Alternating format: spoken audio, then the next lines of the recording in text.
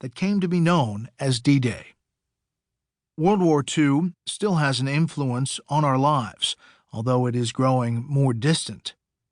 According to the Department of Veteran Affairs, those who served in that war are dying at a rate of 372 veterans per day.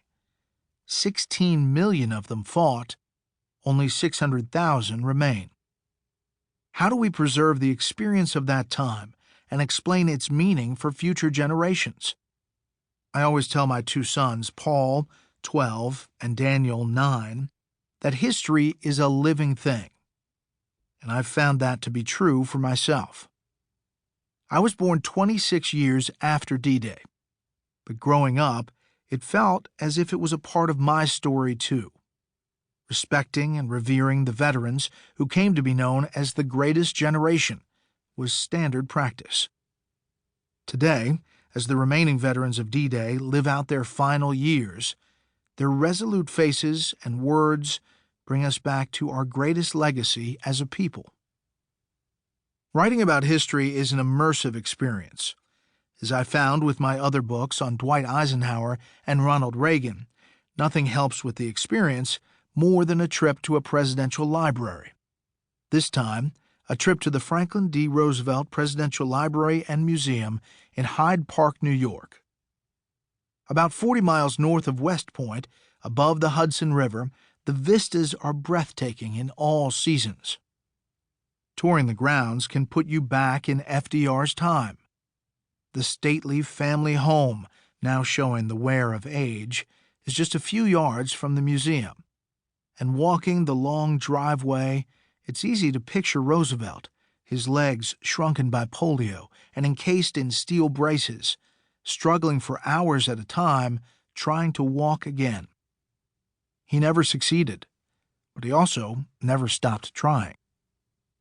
Driving the back roads of the property, one can imagine FDR doing the same in his 1936 Ford Phaeton convertible with special hand controls. Mounted on the steering column is a device that produced lit cigarettes at the push of a button, a one-of-a-kind feature. He loved that car and often drove along the side roads and hills of Hyde Park, taking the curves at breakneck speed. On a hill at the easternmost corner of the property is Top Cottage, which FDR built as a private retreat. The long, flat porch of the modest cottage was the setting of a picnic the Roosevelts hosted for King George VI and Queen Elizabeth of England in 1939. FDR drove them there from the main house himself, and after that ride, the Queen vowed to never get back in a car with him again. But the true work takes place in the reading room of the library, with its aged books lining the walls.